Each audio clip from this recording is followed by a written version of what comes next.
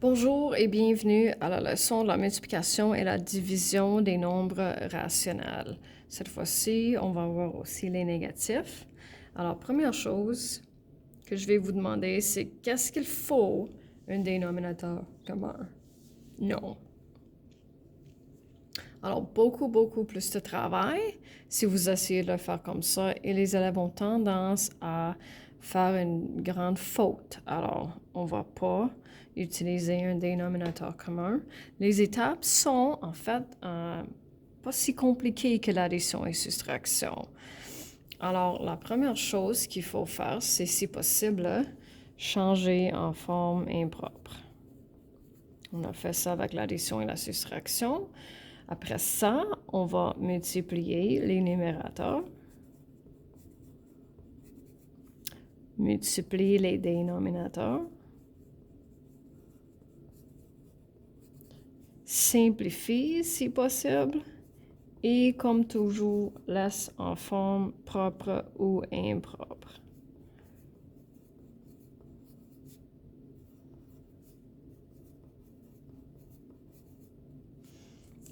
Alors, multiplie les numérateurs, multiplie les dénominateurs, simplifie.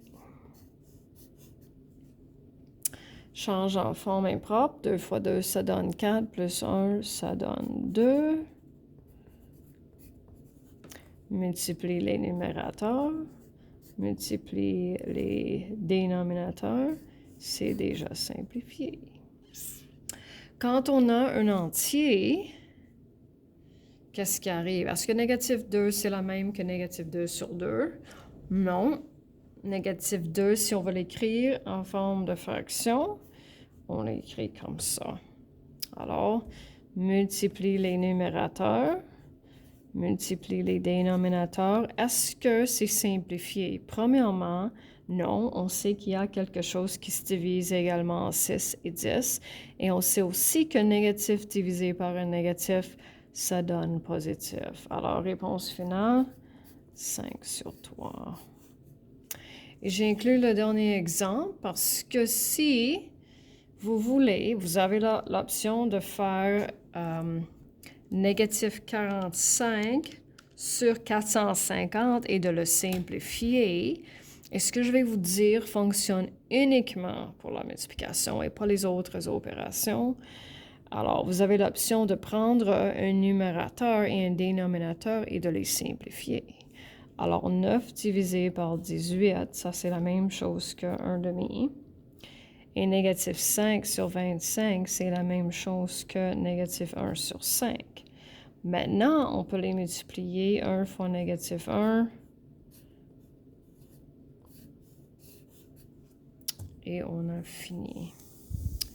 Quand on divise, c'est assez proche à la multiplication, sauf qu'il faut faire deux autres étapes. Alors, les étapes pour ça sont, premièrement, de réécrire la première fraction. Et si possible, de changer en forme impropre, il faut toujours qu'on fasse ça.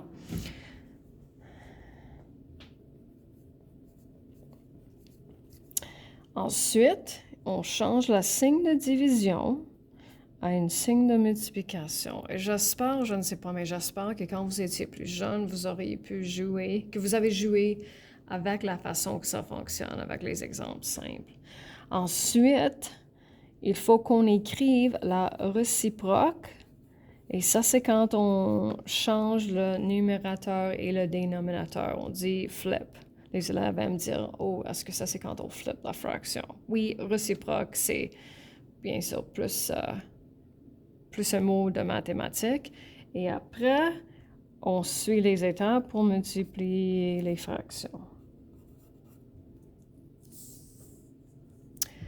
Alors, négatif 2 sur 3, on réécrit la première fraction, change division en multiplication et on écrit le réciproque. Alors, on sait que négatif divisé par négatif, c'est positif. Alors, quand j'écris le réciproque, je vais l'écrire comme ça, de cette façon. Je ne dois pas m'inquiéter de deux autres signes négatifs.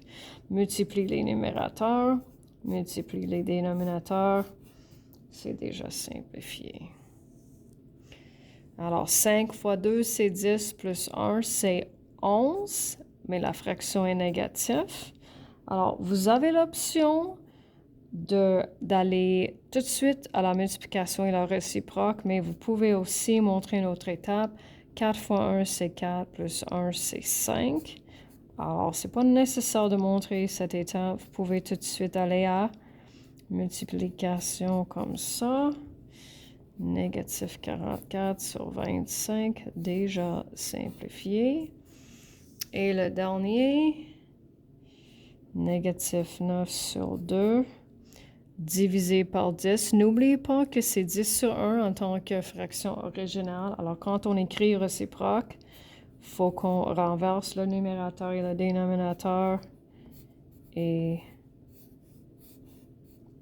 ça, c'est la fin.